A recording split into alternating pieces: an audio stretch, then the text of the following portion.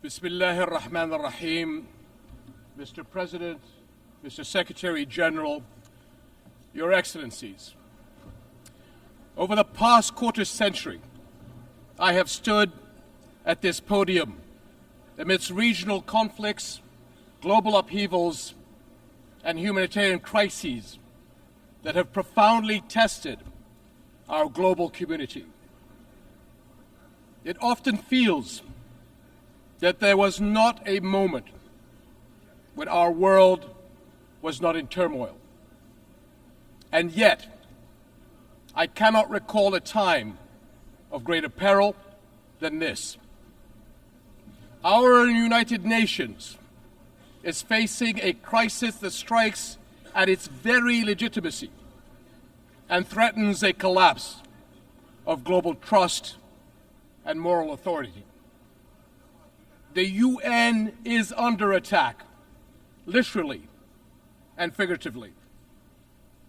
For nearly a year, the sky blue flag flying over UN shelters and schools in Gaza has been powerless to protect innocent civilians from Israeli military bombardment.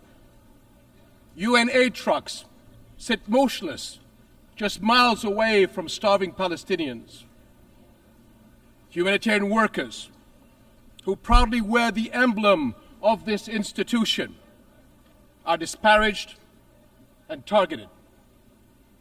And the rulings of the UN's International Court of Justice are defied, its opinions disregarded. So it's no surprise that both inside and outside this hall, trust in UN's cornerstone principles and ideals is crumbling. The harsh reality many see is that some nations are above international law, that global justice does bend to the will of power, and that human rights are selective, a privilege to be granted or denied at will. We cannot stand for that. And we must recognize that undermining our international institutions and global frameworks is one of the gravest threats to our global security today.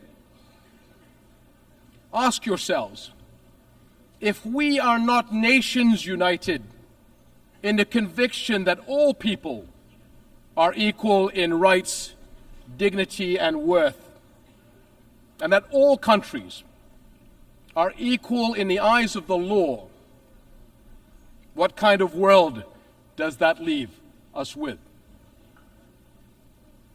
Your Excellencies, the attacks of October 7th on Israeli civilians last year were condemned by countries all over the world, including Jordan. But the unprecedented scale of terror unleashed on Gaza since that day is beyond any justification. The Israeli government's assault has resulted in one of the fastest death rates in recent conflicts, one of the fastest rates of starvation caused by war, the largest cohort of child amputees, and unprecedented levels of destruction.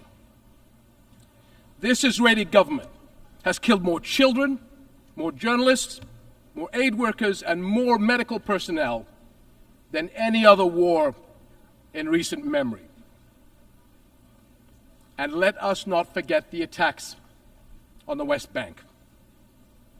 There, since October 7th, the Israeli government has killed more than 700 Palestinians, among them 160 children. Palestinians held in Israeli detention centers exceed 10,700, including 400 women and 730 children. 730 children. Over 4,000 Palestinians have been forced from their homes and lands. Armed settler violence has surged, and entire villages have been displaced. And in Jerusalem, a flagrant violations of the historical and legal status quo at Muslim and Christian holy sites continue unabated under the protection and encouragement of members of the Israeli government. To be clear, this is in the West Bank, not Gaza. Almost 42,000 Palestinians have been killed since October 7th.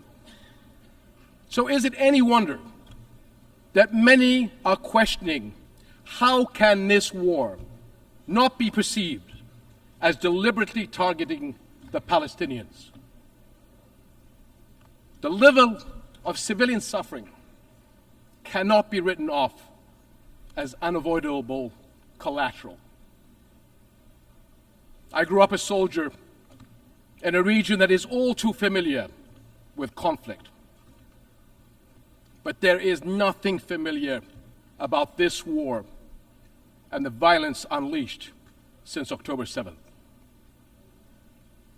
In the absence of global accountability, repeated horrors are normalized, threatening to create a future where anything is permitted, anywhere in the world. Is that what we want? Now is the time to ensure the protection of the Palestinian people. It is the moral duty of this international community to establish a protection mechanism for them across the occupied territories.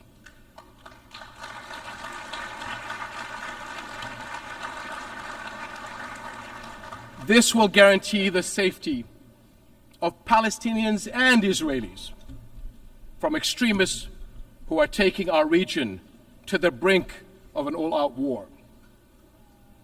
That includes those who continue to propagate the idea of Jordan as an alternative homeland. So let me be very, very clear. That will never happen. We will never accept the forced displacement of Palestinians, which is a war crime.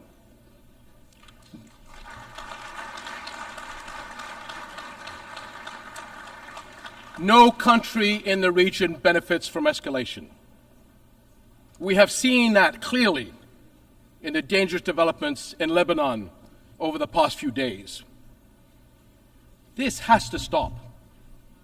For years, the Arab world has extended a hand to Israel through the Arab Peace Initiative, offering full recognition and normalization in exchange for peace.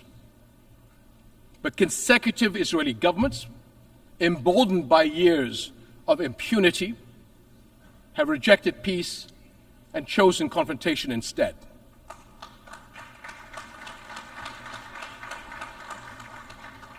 Impunity gathers force. Left unchecked, it gains momentum. Palestinians have borne more than 57 years of occupation and oppression. During this time, the Israeli government has been allowed to cross one red line after another. But now, Israel's decades-long impunity is becoming its own worst enemy, and the consequences are everywhere. The Israeli government has been accused of genocide at the ICJ. Expressions of outrage at its conduct are echoing around the world. Cities everywhere have seen mass protests, and calls for sanctions are growing louder. International frustration with Israel has long been mounting, but it has never been more exposed. For decades, Israel has projected itself as a thriving Western-style democracy in the Middle East. But the brutality of the war on Gaza has forced the world to look closer. Now many see Israel through the eyes of its victims. And the contradiction, the paradox, is too jarring. The modern advanced Israel admired from afar, and the Israel that Palestinians have experienced firsthand, simply cannot coexist. Israel will eventually be entirely one or the other. That is the choice its leaders and its people will have to make. To live by the democratic values of freedom, justice, and equality for all, or to risk further isolation and rejection. Over and over, we have watched Israel try to achieve security through military means. Each escalation is followed by a pause until the next deadlier one. And for years, the global community has taken the path of least resistance, accepting the status quo of the ongoing military occupation of Palestinians, all the while paying lip service to the two-state solution. But it has never been more evident that the current status quo is untenable. And as the International Court of Justice's advisory opinion underscored 2 months ago, it is unequivocally illegal. The Court's opinion bears a moral imperative to us all.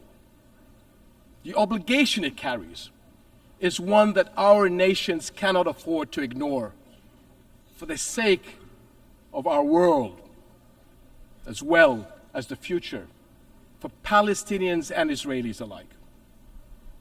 Because both peoples deserve to live their lives in dignity, free of violence and fear. And the only way to achieve that is a just peace, one grounded in international law, justice, equal rights, and mutual recognition. That is something we, as nations and people everywhere, can and must unite around.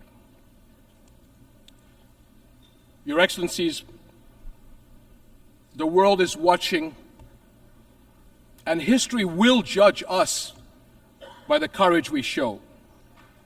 And it is not just the future that will hold us accountable, so will the people of the here and now.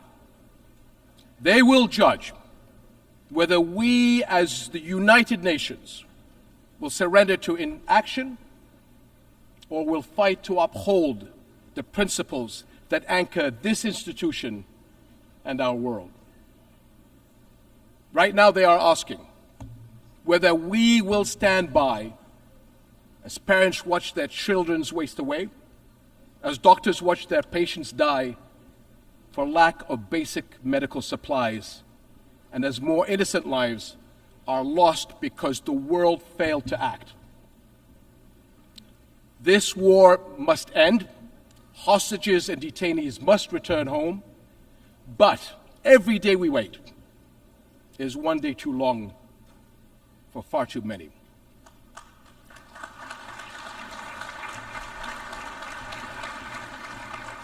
So I call on all countries to join Jordan in enforcing an international Gaza humanitarian gateway, a massive relief effort to deliver food, clean water, medicine, and other vital supplies to those in desperate need.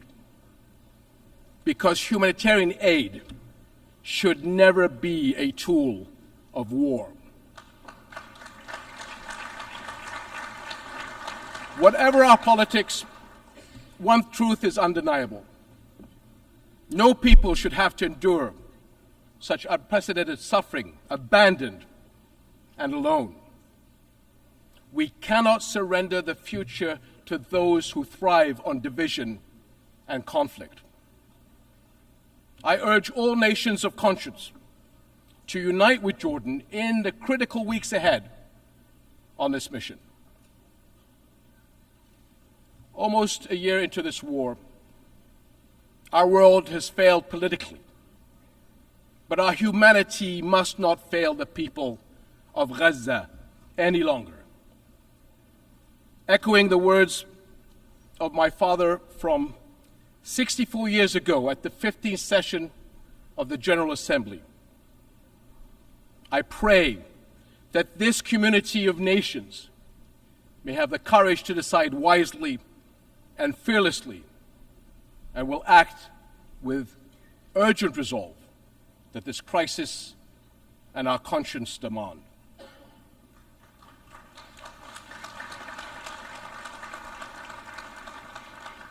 My father was a man who fought for peace to the very end. And like him, I refuse to leave my children or your children a future we have given up on. Thank you.